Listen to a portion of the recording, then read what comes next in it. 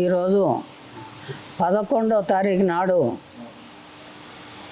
మరి నేను చేసిన పనులు ఒకటి సీఎం గారు గుర్తించి నన్ను అక్కలాగా భావించి ప్రతి మీటింగ్లో కూడా నేను ఏడనో ఈఏపీ దాంట్లో కూర్చుంటే నన్ను చూసి గుర్తుపట్టి మసల నుంచి పంపించి వేదిక మీదకి పిలుచుకునే సీఎం గారు మరి అసలు సీఎం గారిని కూడా మరి నేను ఇప్పటిదాకా నేను 7 మంది సీఎంలను చూసిన, మరి రేవంత్ రెడ్డి అసలు సీఎంను నేను ఇప్పటిదాకా నేను చూడలేదు.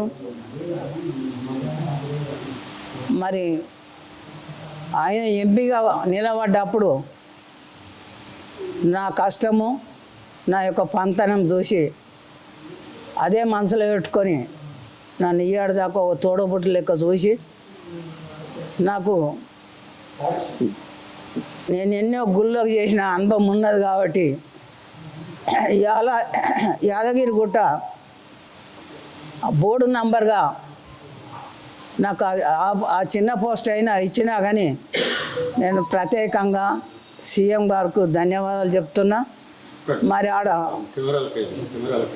ఆడ నేను ప్రమాణ స్వీకారం చేసి మేము ఇంటికి 7 గంటలకు వచ్చినాం. నా జనాభా మరి ఎవరికి రానంత జనాభా నాకు తండాలుగా అక్కడ కూడా రావడం జరిగింది. మరి ఏమి బాధ అయిందో ఏమి కష్టం వచ్చిందో అది మాత్రం తెలియదు. మేము అలసిపోయే ఉన్నాము. పొద్దుగాల లేచేటాకల్లా నా 40 ఏళ్ళ రాజకీయంలో నన్ను ఇటువంటి మాటలు నేను వినలేదు, నేను పడలేదు. వినక మొదలే ఎంటదలిగి కొట్టిన రోజులు ఉన్నాయి. నేను ఆ రకంగా బతికిన కానీ కుక్క బతకలేదు. మా జాతి యాదవ జాతి, మాది శ్రీకృష్ణ వంశంలో పుట్టిన జాతి మాది. మాట అంటే తప్పని జాతి, మడిమీద దింపని జాతి. ఎవరికైతే మాట ఇచ్చినామో ఈయాడు దాకా కూడా అదే మాట మీద వాళ్ళకే సేవ చేసినాం కానీ నా వాళ్ళకు అవకాశం రాలేదు. ఇక్కడ వాళ్ళకు నేను చెయ్యలేదు. మరి 2000 సంవత్సరాలలో నేనే కానీ మా బద్దుల వెంకటేశ్వలే కానీ మరి అప్పుడు నిలబడ్డామే మేము. అదేవిధంగా నా జాతి బిడ్డలు, నా కుల బిడ్డలు, గౌడ బిడ్డలు కూడా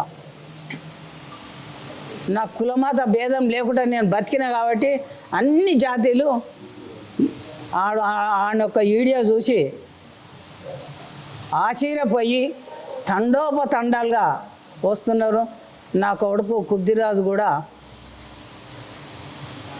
చూడనట్టుండు, ఇంకా రాలేదు. ఫోన్ అన్న చేయాలంటే ఫోన్ చేసే అంత టైం కూడా నాకు లేదు. ఆ కొడుకు కూడా తెలుసుకొని ఇవాళ వచ్చి నా దిక్కెళ్ళి నాయన మంత్రి ఉండే, నేను కూడా అప్పుడు జిల్లా అధ్యక్షురాలను ఉన్నట్టు. మరి ఈడికెళ్ళి మేము ఈడికి వచ్చి ఇప్పుడు అందరు టిఫిన్లు చేస్తున్నారు. అప్పుడు అన్నం తిని చక్కగా మన ఈయన లక్ష్మీనారాయణ అన్న దగ్గరికి పోవడం జరిగింది. మళ్ళీ మేము ఆ రకంగా ఏ కులాన్ని దూషించలేదే, మేము ఎవరిని ఏమనలేదే. మేము అందరినీ కూడా అన్నల దమ్ముల లెక్క చూసినాము. కింది స్థాయిలో కూడా ఎస్సీ ఎస్టీ మైనార్టీ బిడ్డల్ని కూడా బీసీ బిడ్డల్ని కూడా అందరినీ నేను ఒక తోడబుట్టులాగా నేను కన్న పిల్లలలాగా చూసినటువంటి ఈశ్వరమ్మను ఎక్కడ లేదు. వీడు ఉన్నది ఈశ్వరమ్మ దేనికైనా తల ఉంచదు అనేది అందరికీ తెలుసు. నేను తల ఉంచి బతకదానికి కాను, వీళ్ళ లేక పైసలకు అమ్ముడు పోయేదాన్ని కాను. ఆ రకంగా నా పిల్లలకు అందరికి ఎరక కాబట్టి వాళ్ళు కూడా వీడియోలో మాట్లాడేందుకు మా అమ్మని ఇట్లా అంటారా అని వాళ్ళు తెలుసుకొని వచ్చిన మా తమ్ముడు వెంకటేశ్వర గారికి, అదేవిధంగా నల్లగొండకెళ్ళి కొడుకులు 3 దినాల సంది అలా పనులు ఇడిచిపెట్టుకొని మరి గోవర్ధన్ గారే కానీ మన సుధాకర్ గారే కానీ నా కొడుకు కుద్దిరాజు ఇంకా ముందు ఎదిగి ఎంతోమందిని తయారు చేయాలి బిడ్డ నువ్వు కూడా. మరి నా కొడుకు ఎంలయ్య గౌడ్ కానీ మా మరిది జగదీష్ యాదవ్, మా అల్లుడు రఘు గారు, శేఖరు, నేను పెంచిన కొడుకులు కాబట్టి మరి వీళ్ళందరూ రమేష్ గారు మరి అందరూ అలా పేరున కొడుక మీ అమ్మ దిక్కేలు మీరు కూడా బాధలు ఉన్నందుకు మీకు నా శిరసు కొంచెం నమస్కారం ఇస్తున్నారు. ఆ బిడ్డలు అలా మీరు మంచిగా ఉండరు, మీరు ఎవరికి తలకాయ ఉంచకుండా బతుకురని మీరు ముందుకు మీ అమ్మ లెక్క పేరు మీరు తెస్తారని మిమ్మల్ని కోరుకుంటున్నా. మాట్లాడమని నా కొడుకు కుద్దిరాజు గారు యాదవ్ గారు అన్నందుకు నేను మాట్లాడుతున్నా. ఒక్కొక్కసారి అనుకోకుండా నేను నా కడుపులోకి వెళ్ళి బాధ అవుతుంది బిడ్డ. ఇప్పుడు కుద్దిరాజు మాట్లాడాలని నేను కోరుకుంటున్నా బిడ్డ.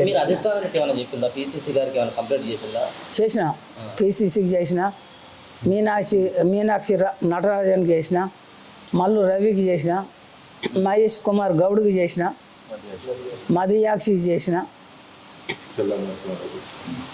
చెల్ల నరసింహారెడ్డికి కూడా. ఆయన ఇప్పుడు ఏమంటున్నాడు అంటే ఆ వాయిస్ నాది కాదు, ఎవరు క్రియేట్ చేసి పెట్టింది ఆడంటే మీరెట్లా నమ్ముతారు బిడ్డ? మీకు నేను చెప్పంత మనిషిని కాదు. ఎంతమందిని మీరు చూస్తలేరు, వయసులు చూస్తలేరు. వయసు ఆందా కాదా అది పరీక్ష చేయరు బిడ్డ మీరు మంచోళ్ళు అయితే. వ్యక్తిగత కక్షలు ఏమైనా రాజకీయ కక్షలు మాకు ఏనాడు లేదు. ఎందుకని మిమ్మల్ని టార్గెట్ చేసినారు? అంటే నా మన్నని బయటికి తెస్తున్నాని అదే టార్గెట్ చేసినాడు, ఇంకేం టార్గెట్ లేదు. అలా తాతలు ముత్తాతలు సంది మేము అందరం కలిసిమెలిసే ఉన్నాము. అలా నాయనమ్మలు మేము కలిసిమెలిసే ఉన్నాము, ఒక్క ఇంట్లో తిన్నట్టే ఉన్నాము.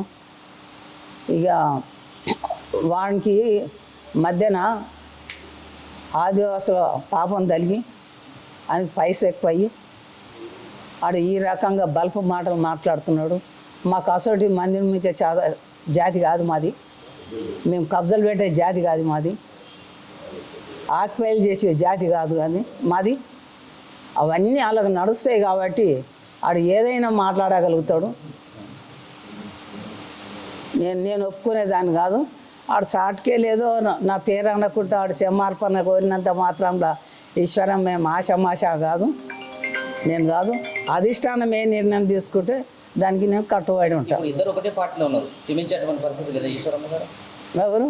ఈశ్వరమ్మ గారు క్షమించే పరిస్థితి ఏమైనా లేదా? అధిష్టానం చెప్పాలి, అధిష్టానము ఏ నిర్ణయం తీసుకుంటే దానికే కట్టుబడి ఉంటాను.